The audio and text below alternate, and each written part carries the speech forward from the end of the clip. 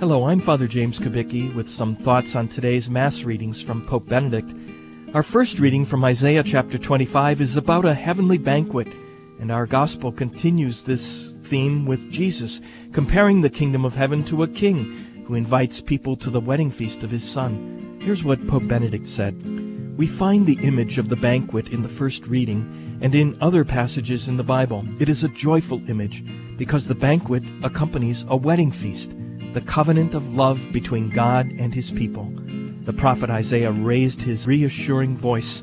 The Lord of hosts, he says, will make for all peoples a feast of juicy, rich food and pure choice wines.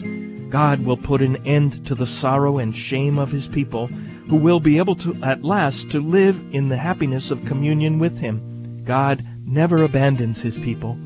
For this reason, the prophet invites us to rejoice.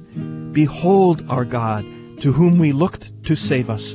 Let us rejoice and be glad that he has saved us. If the first reading exalts God's fidelity to his promise, the Gospel, with the parable of the marriage feast, makes us reflect on the human response. Several of those invited refused the invitation because they were attracted by different interests.